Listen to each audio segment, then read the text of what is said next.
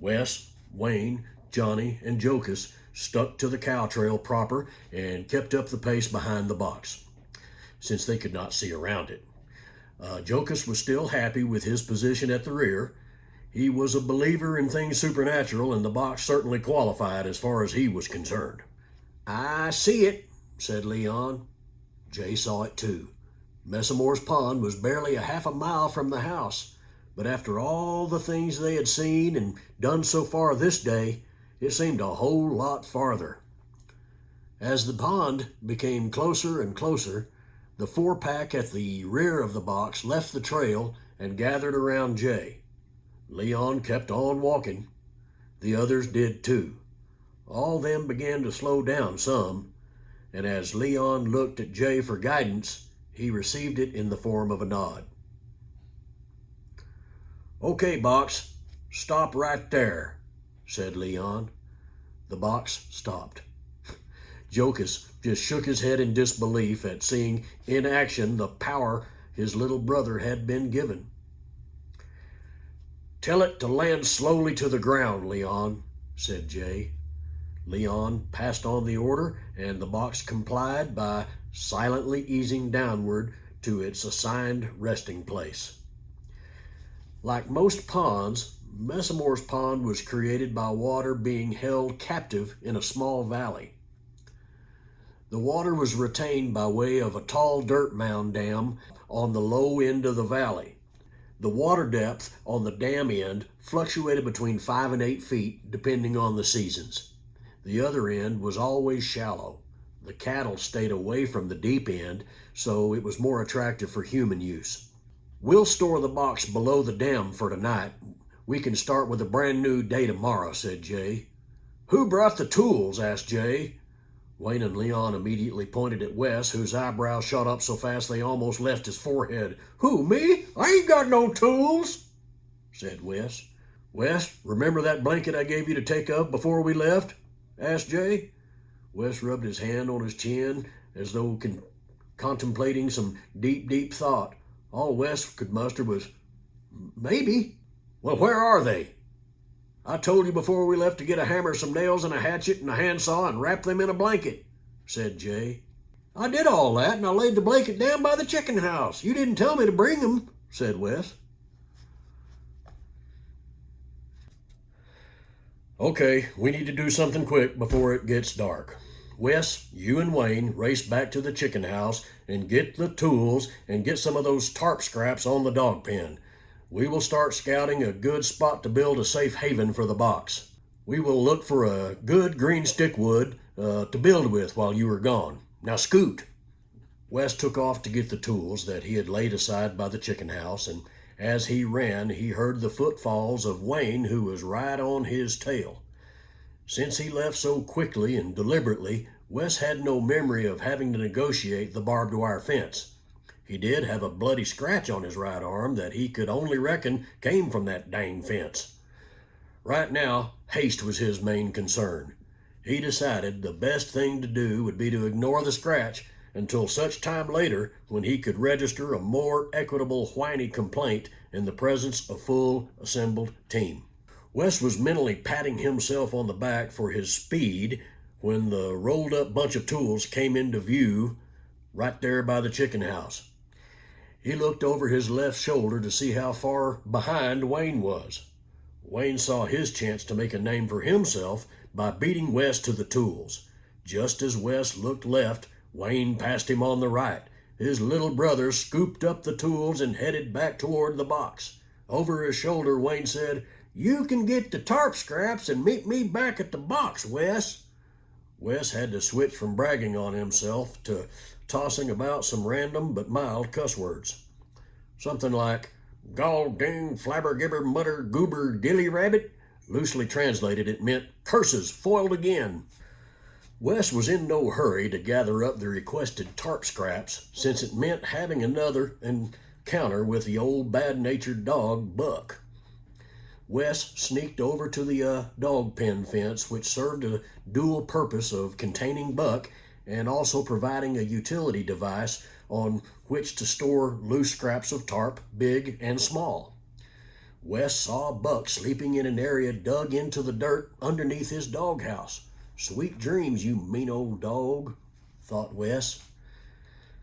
He wasted no time gathering up the scraps from the fence. He didn't know what they were to be used for. Jay didn't say.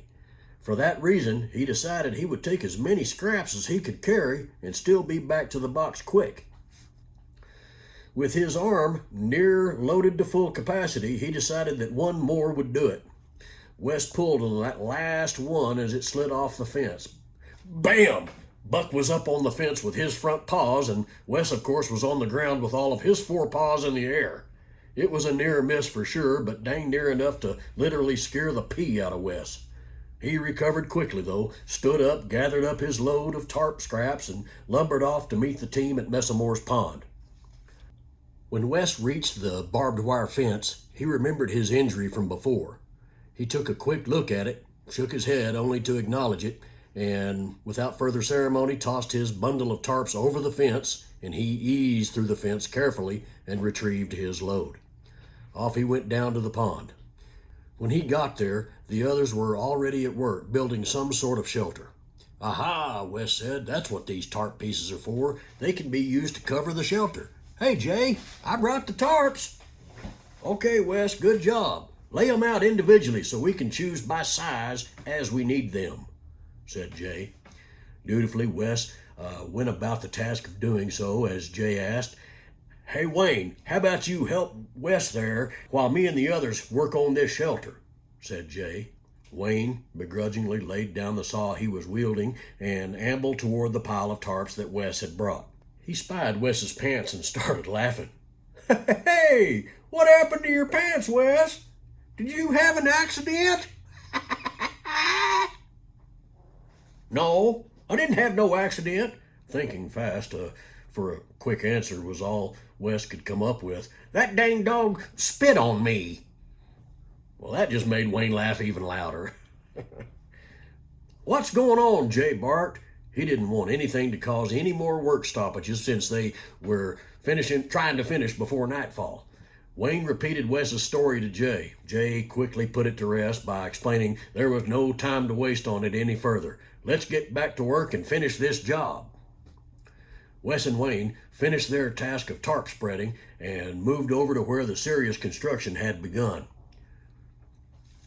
Jokus had truly short legs, matched to an upper body that was otherwise fairly normal in proportion. It was those short legs that made him look not just plainly short, but strangely short. To add to his oddness, Jokus was gifted with huge feet. On tiptoes, he was as tall as anybody in the group. His big feet must have certainly have been attributed to his ability to run and jump. A local legend tells us that he once outran a bull in Messamore's pasture when he narrowly escaped being gored by leaping to safety across a big, wide ditch. Because of, and not in spite of, Joke's physique, he was perfectly suited for the task of cutting small saplings, cane poles, and such at a ground level. In the end, he was able to produce longer, more usable construction material. Now Johnny, he had a knack for structural integrity. He could predict the best way to use the available materials. Johnny's talent was a valuable asset when critical construction techniques were needed. When it came time to make junctions with true right angles at the corners of the four-wall structure, Johnny's input was a requirement. Jay had outlined a plan for the overall structure, and Johnny applied his gift to best work the plan. For instance, Johnny knew instinctively to use the cane poles for roofing because they were both light and strong. Leon was not much involved in the manual labor. He was enjoying his position as interpreter-translator to the box. All he had to do was sit near the box and wait to be told something to do, whether it was the order coming from Jay or even possibly the box itself. As Leon watched the work progressing, he sat there on the ground, leaning back against the box. His legs crossed straight out in front of him. He got a little drowsy from the inactivity, and his eyes were trying to, with some success, close for the evening. Something caused the dozing Leon to ease open his eyes. Leon had on shoes, but that didn't stop his right big toe from peeping at him right through a big hole. He became hypnotized by the crooked toenail that seemed to not even be a part of his body. He opened both eyes enough to recognize that what he saw, in fact, was not part of his body. "Snake!"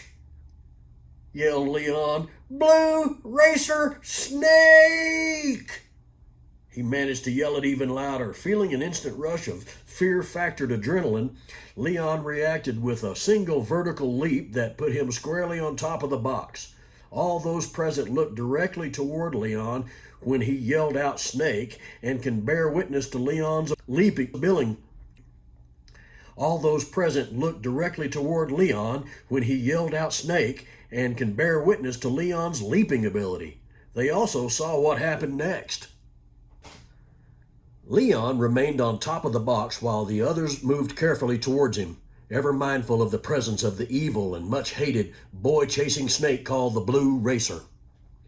Jay thought to himself, maybe this was another case of a stick impersonating a snake. I mean, really, he thought, aren't snakes supposed to be hibernating in late December? Maybe the box disturbed the snake's slumber, bringing it out of its lair. They stopped suddenly in their tracks, not because of the snake, but because of the box. A rumble across the ground signaled that the box was initiating another event. Leon felt the vibration more than the others since he was standing on its source. Suddenly, standing didn't sound like a good idea, so he took a seat. The box began to rise up. It was a few feet off the ground when 3 laser-like lights beamed toward the ground in a rotating circular pattern. One beam circled the other in a progressively decreasing circumference. Finally, the 3 beams merged into one. At the end of the flashing burst, the light shot down and even made an audible report, something like "floop." Even as the smoke and the smell of the fried snake began to emanate from the charred spot in the grass, the box was descending back to its original resting place on the ground. A noticeably shaken Leon cautiously left his position of safety.